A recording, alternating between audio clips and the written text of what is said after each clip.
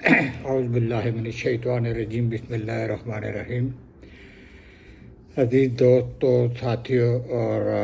آج کی کانفرنس میں شریک تمام خواتین مرد حضرات، السلام علیکم ورحمۃ اللہ وبرکاتہ۔ خدائے بزرگ برتر مجھے اور آپ کو صحیح راہ پر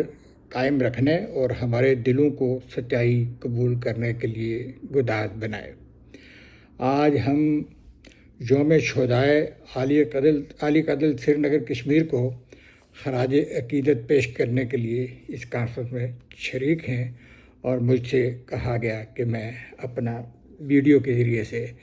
اپنا پیغام جو وہ میں آپ تک پہنچاؤں، اور میں اس ایک ذریعہ جو میسر ہے اس کے ذریعے سے آپ کے ساتھ شریک ہوں۔ آج یہ کانفرنس ایک ایسے وقت میں ہو رہی ہے جس کا آپ بخوبی آگاہ بھی اور اندازہ بھی لگا سکتے ہیں، جب اور پھر خاص کر جب ہم اپنے خطے کے حوالے سے دیکھتے ہیں تو یہ ایک ایسے وقت میں ہو رہی ہے جب جموں کشمیر کی 76 سال قبل کی جو تقسیم ہوئی تھی ہماری ریاست کی، اس کو اب حتمی شکل دینے کی سازش اپنے عروج پہ ہے۔ میں سیاسی معاملات پہ گفتگو ذرا کم کروں گا۔ آج میں صرف اپنی گفتگو کو شہداء کی روحوں کو ثواب پہنچانے کی دعا، اور ان میں سے بعض جو شہداء ہیں ان کے ساتھ میری جو اپنی ذاتی یادیں وابستہ ہیں وہ کوشش کروں گا کہ مختصر الفاظ میں ان کو آپ کے سامنے پیش کر دوں۔ اس سے یہ ہے کہ ایک تو ہماری اپنی ذہنی اور قلبی وابستگی، اس کی یادیں بھی تازہ ہوتی ہیں، اس میں ایک حرارت بھی آتی ہے، اور یہ بھی لگتا ہے کہ ہم اپنے شہداء کو، اپنے اسلاف کو، قربانیاں دینے والوں کو فراموش نہیں کیا۔ آج جانثاران آزادی کشمیر حمید شیخ اور جمیل چودھری ایڈوکیٹ، مشتاق لون اور دیگر کی ریاست جموں کشمیر کی وحدت اور آزادی کی بحالی کی جدوجہد میں منفرد طور پر یہ ایک منفرد جدوجہد تھی کہ جس میں آؤ پار کے دوست ملے، منفرد طور پر ساتھ مل کر جدوجہد کرنے اور اس راہ میں جانیں قربان کرنے کی تاریخ رقم کرنے کی یاد منانے کا دن ہے۔ نفسا نفسی کے اس دور میں یہ بھی غنیمت ہے کہ ہم اپنے وطن کے ایسے سپوتوں کو ان کی سالگرہ اور برسی پر کم از کم رسمی طور پہ ہی خراج عقیدت تو پیش کر رہے ہیں۔ یہ ایک بڑی غنیمت ہے، اور اس کے لیے میں اس کانفرنس کے منتظمین کو خراج تحسین پیش کرتا ہوں، خاص کر شکیل صاحب کو، ڈاکٹر توقیر گیلانی صاحب کو جو آج اس کانفرنس کے میزبان ہیں، اور یہ ایک مجھے یقین ہے انشاءاللہ کہ اس کانفرنس سے وہ جو مقاصد ان کے نزدیک ہیں وہ اس کو حاصل کرنے میں کامیاب رہیں گے۔ سری نگر کے حمید شیخ اور تراڑ کھل آزاد کشمیر کے جمیل چودھری صاحب ایڈوکیٹ نے ایک مشن کی خاطر ایک ہی دن ایک ہی جگہ اپنی جانوں کا نذرانہ پیش کر کے ریاست کی وحدت کے تصور اور رشتہ کو اپنے خون سے نئی زندگی بخشی تھی۔ حمید شیخ مظفر آباد پہلی دفعہ جب آئے تو ان کے ساتھ ایک نوجوان اور بھی تھے، حلال بیگ نام تھا ان کا، حلال بیگ تھے۔ میں نے آذرائے مذاق ان سے کہا ویلکم شیخ صاحب اور بیگ صاحب، اور پھر ہمارے درمیان گفتگو ماضی کے شیخ اور بیگ کی ادھوری رہ جانے والی جدوجہد کی طرف چلی گئی۔ اپنی ذاتی یادداشتوں پر مشتمل تاریخی واقعات کا ذکر کرتے ہوئے میں نے انہیں بتایا کہ حالات کی بے رحمی نے ان دونوں دوستوں کو، ان دونوں جو آپ سے پہلے شیخ اور بیگ تھے، اور مجلس میں بیٹھے ہوئے سب دوست اس بات کو سمجھ گئے ہوں گے کہ میرا اشارہ کس طرف ہے، تو میں نے انہیں کہا کہ دونوں دوستوں کو ایک نازک مقام پر پہنچ کر ایک دوسرے سے الگ کر دیا حالات کے جبر نے، اور انہیں نصیحت کرتے ہوئے کہا حمید شیخ کو اور حلال بیگ کو کہ امید ہے کہ آپ دونوں دوستی منزل کے آخری پڑاؤ تک نبھائیں گے۔ یہ میں نے पूरा वो अहाता करके तारीख का शेख अब्दुल्ला की, मिर्ज़ा अब्दुल बेग के एक साथ चलने का, और फिर कहाँ जाके वो उनकी राहें जुदा होंगी, वो सारा बताया। मैं अभी यहाँ इस तफसील में नहीं जा सकता है। मगर हुआ ये कि ये जब हमारे ये शेख और बेग वापस अपने घरों को पहुँचे तो दोनों ने राहें अलग अलग कर लीं। मकसद तो एक ही था, मगर बेग ने SLF बना ली, जबकि शेख अपने पुराने ही दोस्तों के साथ जा मिले। ये मैं आपको ये जब SLF की बात कर रहा हूँ वहाँ के वाले से, तो ये वहाँ SLF बनने वाले उसका बिल्कुल मकासद और मामलात बिल्कुल मतलब बिल्कुल मुख्तलिफ थे। जो आप यहाँ आज़ाद कश्मीर के अंदर जो आपकी SLF है, इसका कुछ और मामलात हैं, और वहाँ जो बनी, किन हालात में बनी, कैसे, में उसकी भी बहस में नहीं जाना चाहता। लेकिन वो वैसा नहीं था जैसा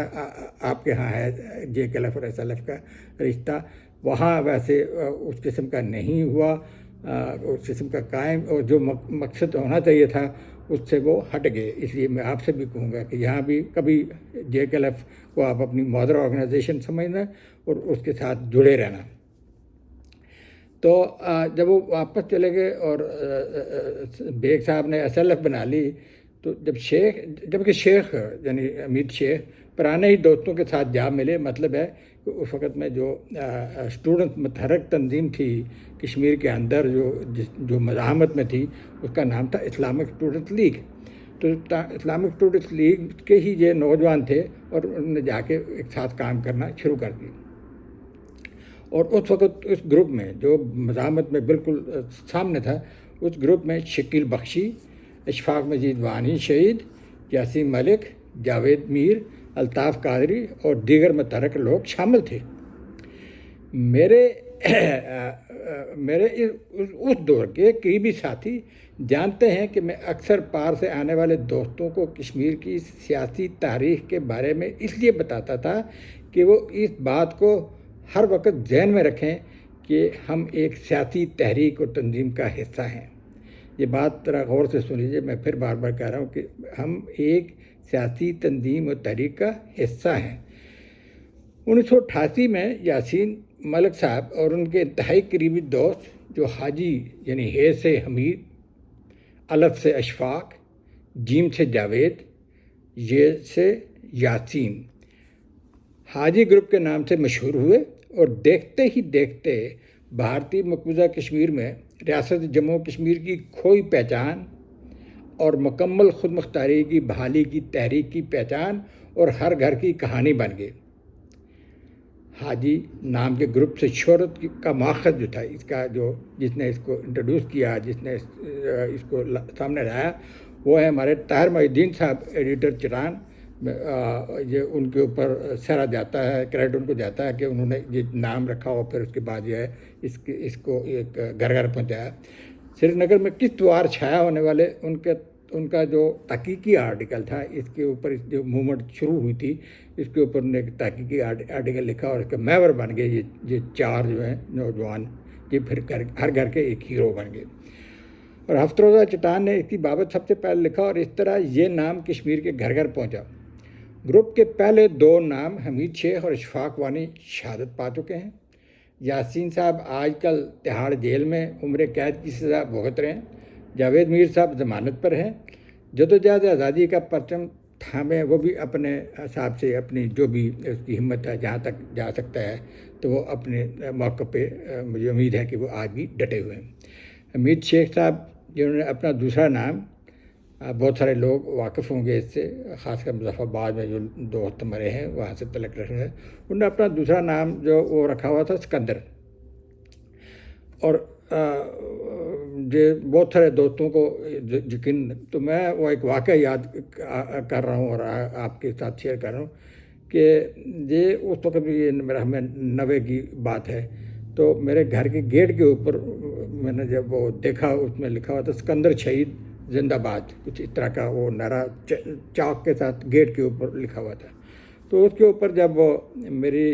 वाइफ की, जिसको वो सब बाजी कहते थे, उनकी नज़र पड़ी, तो उन्होंने बड़ा डांटा इसको, हमीद शेख को, कि ये क्या कर रहे हो। तो वो बेसिकली ये सारे माशाल्लाह हमारे घरों में बच्चों की तरह से रहते थे, और उसी तरह का अदब एहतराम और प्यार था। حمید شیخ صاحب سری نگر واپس جا کر وہاں کے حالات سے آگاہ کرتے ہوئے مجھے انہوں نے کچھ خطوط لکھے جن کو میں شیئر کرنے سے معذور ہوں، کیونکہ اس میں کچھ ایسی باتیں بھی ہیں کہ جن کا اگر ہم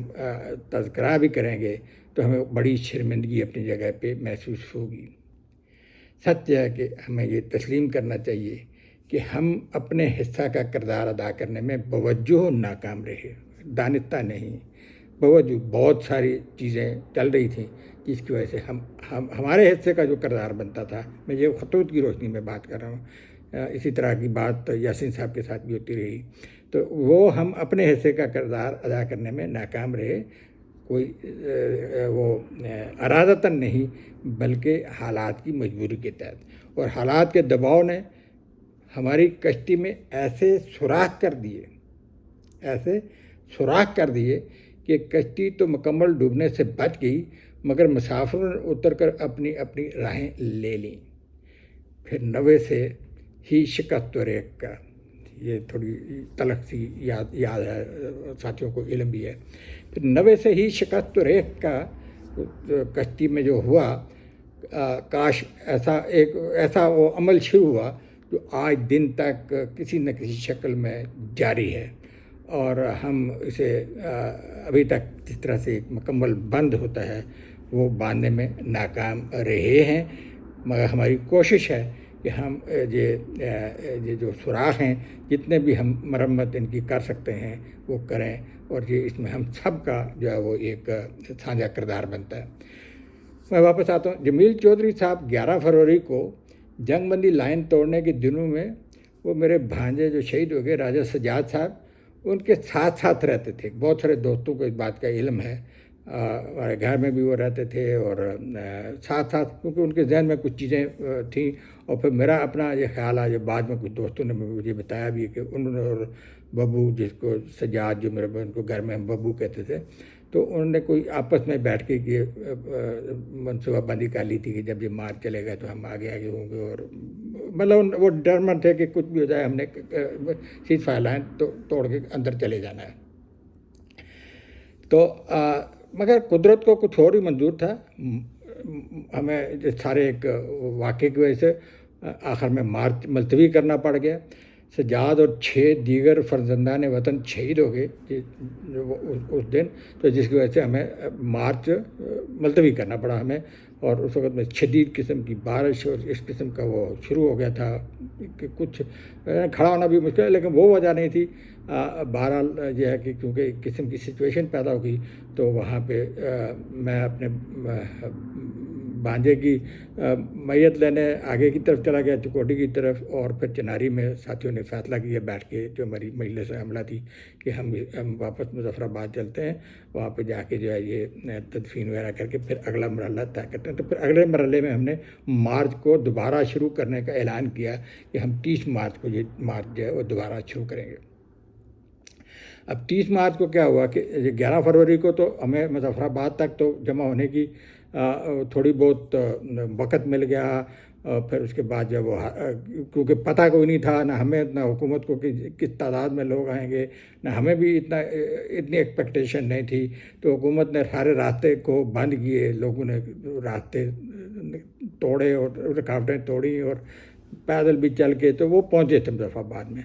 اب حکومت نے اس چیز کو دیکھتے ہوئے کہ یہ جو ہے یہ شاید 30 مارچ کو ہم کنٹرول نہ کر سکیں، تو انہوں نے ایک دوسری حکمت عملی اختیار کی، انہوں نے بہت پہلے ہی جو ہے وہ کراچی اپنا امان صاحب کو راولپنڈی میں گرفتار کر لیا، اور میری گرفتاری کے لیے جگہ جگہ چھاپے مارے جاتے رہے، لیکن میں نے تہیہ کیا اپنے دوستوں کے ساتھ مل کے کہ انشاءاللہ میں گرفتاری نہیں دوں گا۔ اور اس دوران میں جب جو دن قریب آئے تو 30 مارچ کو میں اور ماسٹر افضل صاحب اور ڈاکٹر فاروق احسن صاحب، بہرحال وہ BBC پہ بھی آئے یہ ساری بات کہ کس طریقے سے ہم آگے پہنچ گئے۔ چناری سے پار ساتھ مضافاتی علاقہ ہے گجر بانڈی، وہاں جا پہنچے، وہاں میں نے ہم سارا انٹرنیشنل پریس بھی آ گیا، پریس کانفرنس کی، اور اس کے بعد ماسٹر افضل صاحب تھے، ڈاکٹر فاروق احسن صاحب ساتھ تھے، اور بھی کچھ دوست ساتھ ہیں، تو ہم نے اپنی جگہ پہ بھی تہیہ کر لیا تھا کہ ہم جو ہے وہ کراس کریں گے، اور اس طرف سے پار سے جاوید صاحب اس وقت میں لیڈ کر رہے تھے پارٹی کو، تو انہوں نے بھی جو ہے وہ اعلان کر دیا تھا کہ وہ اس طرف سے آگے آئیں گے اور بات ہوگی، کہیں کوئی ملاپ کا وہ پوائنٹ ہوگا۔ تو اس طرح سے تو جمیل چودھری صاحب مگر وہ جب نہ ہو سکا مارچ، ہم گرفتار ہو گئے وہاں گجر بانڈی سے، ڈاکٹر صاحب وغیرہ ہم سب گرفتار ہو گئے اور ہمیں گرفتار کر کے جو ہے وہ مظفر آباد جیل میں لے گئے۔ جب مظفر آباد جیل میں پہنچے تو وہاں پہ دیگر ساتھیوں کے علاوہ جمیل چودھری صاحب بھی وہ وہاں پہلے سے موجود تھے۔ انہوں نے جیل میں ہی جو ہے وہ مجھ سے اصرار کرنا شروع کر دیا کہ میں انہیں جو ہے وہ بھیجوں، اپنے پار بھیجوں، مطلب وہ بہت کچھ انہوں نے وہ شروع کیا ہے کہ ضد جو جس طرح بچوں کی طرح سے ہوتی ہے۔ اور پھر جیل میں انہوں نے مجھ سے وعدہ لے لیا کہ کچھ نہ کچھ ہے۔ تو بہرحال جب جیل سے باہر آئے تو پھر خواجہ سیف الدین صاحب نے ان کے سفر کا انتظام کیا اور وہ اس طرح سے پار چلے گئے اپنی خواہش پوری کرنے کے لیے۔ دعائیہ کلمات ان کے لیے بھی اور دیگر شہداء کے لیے۔ اس سے قبل میں آپ کی توجہ اس جانب بھی مبذول کراؤں گا کہ نسل انسانی میں